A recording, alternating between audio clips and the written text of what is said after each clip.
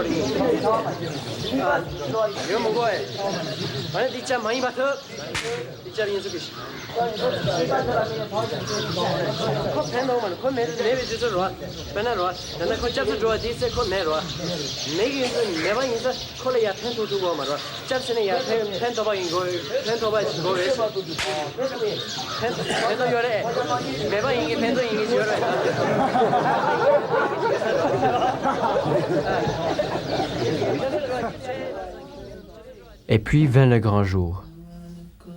Je revoyais tout le chemin parcouru depuis 5 ans. Je pensais à tous ceux qui avaient réussi cet examen avant moi, mais aussi à tous ceux qui, malgré leur savoir et leur persévérance, n'avaient pas été retenus.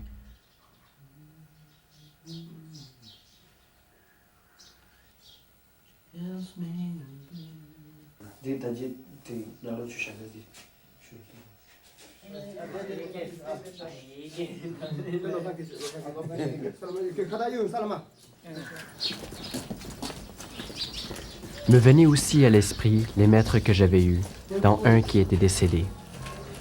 Et je me disais que c'était le moment ou jamais de me montrer à la hauteur de tout ce qu'il m'avait donné.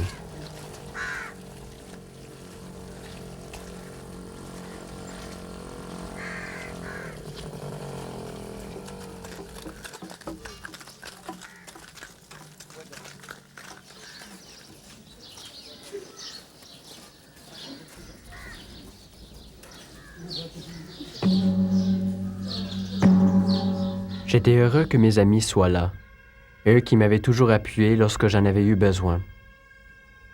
Ils m'ont accompagné jusqu'au temple principal du monastère. Ce temple, je me l'imaginais comme un grand livre dont j'allais moi-même écrire un nouveau chapitre.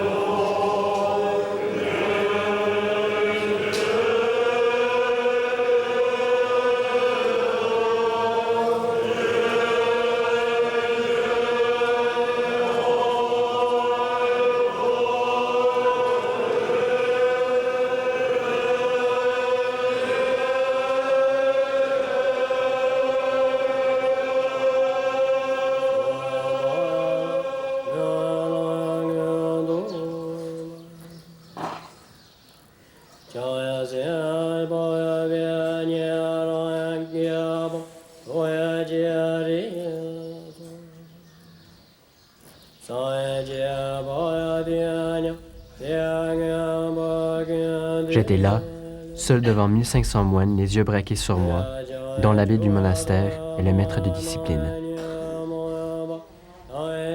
J'avais une énorme pression sur les épaules. Moi, un tout coup d'origine occidentale, allais-je vraiment réussir à traverser cette épreuve sans fausse note?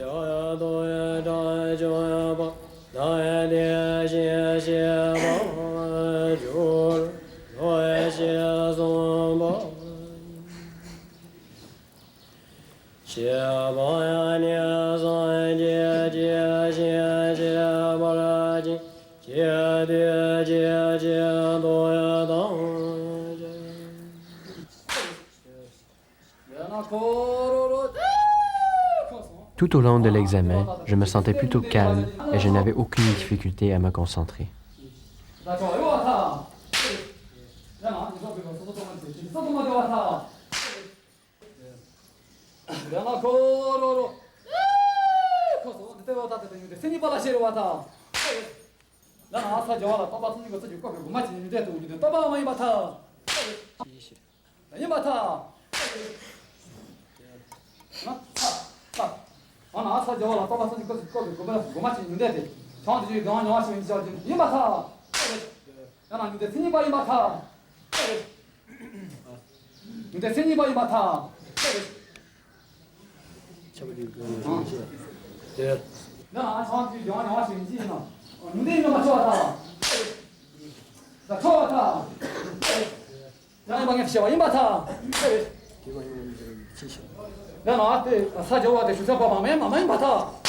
Au cours du débat, je devais porter une grande attention aux questions de mon opposant. Elles n'étaient pas faciles. Il tentait de me piéger et je ne pouvais répondre que par oui ou par non. Mais je m'en suis bien sorti. À un moment, j'ai même réussi à me moquer gentiment de son accent tibétain.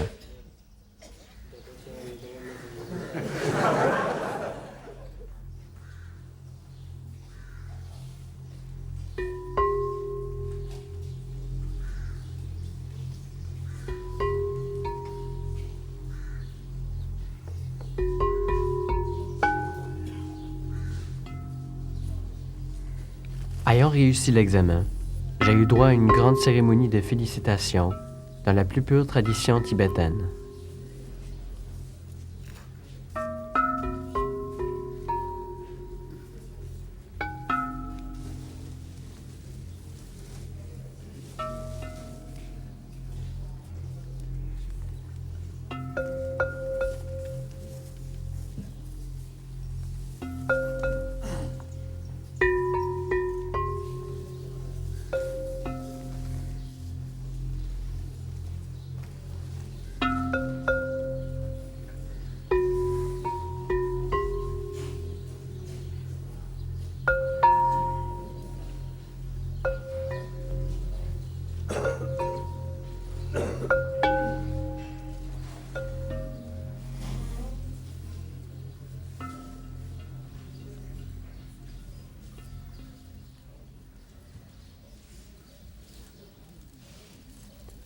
C'est alors seulement que j'ai pris conscience que je venais de terminer mon premier cycle d'études.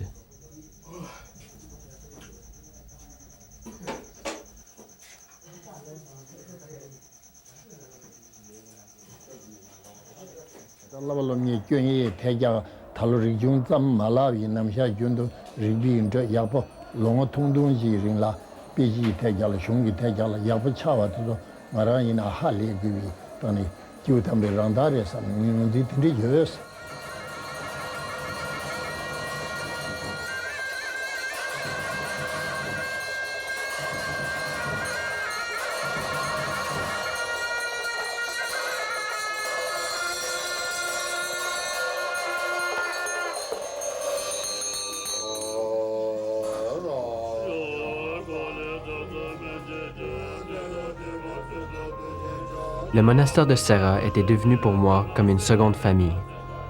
Je m'y étais fait beaucoup d'amis. Mais ces offrandes qui se consumaient dans le feu me rappelaient que tout est éphémère, que rien ne dure éternellement.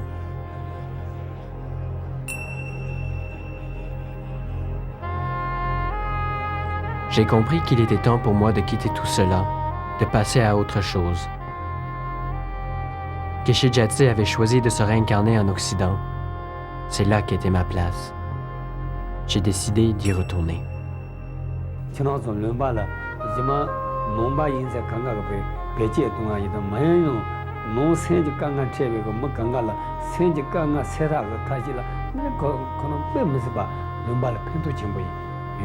Lama tuwi kula khare gware zana temba nyati te jala simji mimang changmi tala pemba ji cheto thangbo tina nangbi chela jangba yakbo ji nangne tene hongrang chungsa di chija yudu kala chunga yinza ari chija yudu kala mimang la yinaya nangbi chuyi tenne da dashi de khorangzo dunga hiwi tapshi tang. Le Dalai Lama m'a confié qu'il me voyait comme une sorte de pont, donnant au reste du monde accès à l'antique sagesse du Tibet. Être un pont, voilà pourquoi je devais revenir.